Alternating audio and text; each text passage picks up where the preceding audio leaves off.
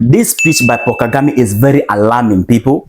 Respect, lovely family. Let's move straight to DR Congo to find out what exactly is going on there. On the surface, all I can tell you is that between Rwanda and Congo, things are not going well. Rwanda and Congo are so close in engaging in a fight. But before we get into it, kindly consider subscribing to the channel and don't forget to hit the like button. That's the support we need now. This channel will get you covered on all current updates around you, both political update and social update. We got you covered. Respect. Now, 25 soldiers have been sentenced to death in DR Congo for what? Running away from the enemy. You know, I never knew that running away from the enemy is a grave crime enough to attract death sentence until this happened in DR Congo. 25 soldiers, including 2 captains, were sentenced to death in the Democratic Republic of Congo on charges of running away from the enemy in the middle of solid battle between the M23 rebel groups. You see, I don't like using the word enemy because we are brothers, but for the details in communication, we have no choice. Now, according to a report by France 24, a total of 31 defendants, including 24 soldiers and 4 of their civilian wives,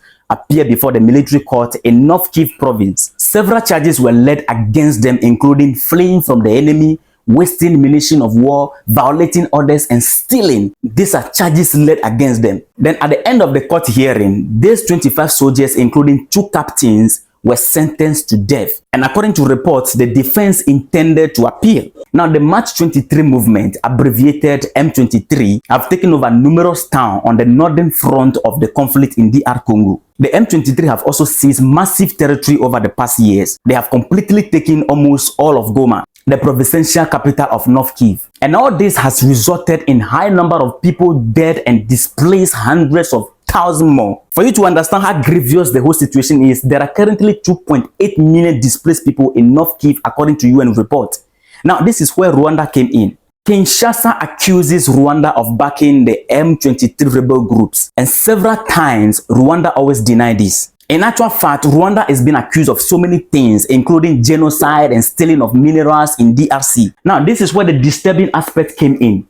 Paul Kagame, the president of Rwanda, in response to the accusation in regards to the stealing of the mineral resources in DRC, in a speech, Paul Kagame clearly admitted that he knows the whereabouts of the minerals. Before I play with the video, you have to understand that there are many stories around what is happening in Congo. And at the end of all the stories, a lot of people are confused about which of the story is clear, what exactly is happening there. Before I play the video of Kagame admitting this fact, let me take you through a short, clear view of what exactly is happening in Congo. Now, the mining of cobalt, copper, and other minerals in DRC has resulted into human rights abuses. Cobalt is one of the minerals that is mined on industrial scale in DRC.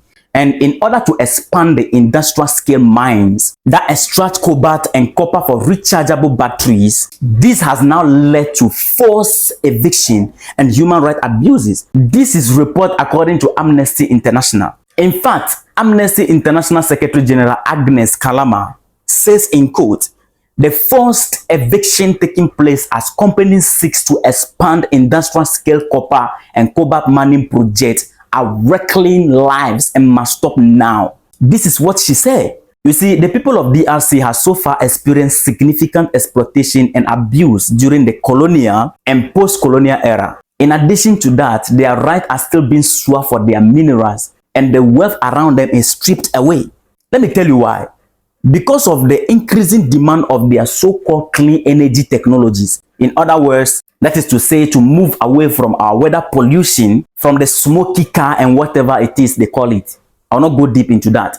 This development has also created a demand for specific metals, which are copper and cobalt, for the manufacturing of lithium-ion batteries. These are batteries used for devices such as electric cars and mobile phones. So the Chinese are there. The US is there. The Germans are there. Israel is there.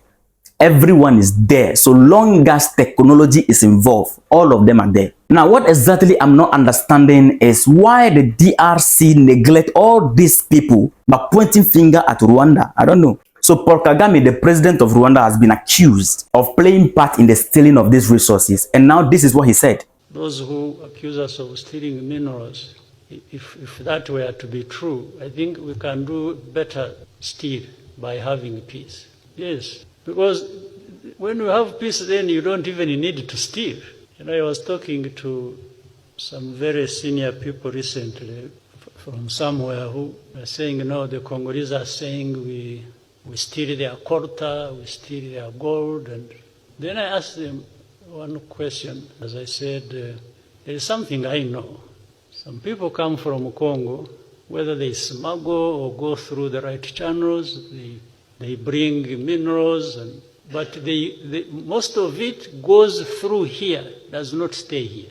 It goes to Dubai, goes to Brussels, goes to Tel Aviv, goes to Russia. It used to go to Russia. I don't know whether it still goes there. It goes everywhere. So I was asking them, I said, are you on the list of those who are stealing minerals of Congo?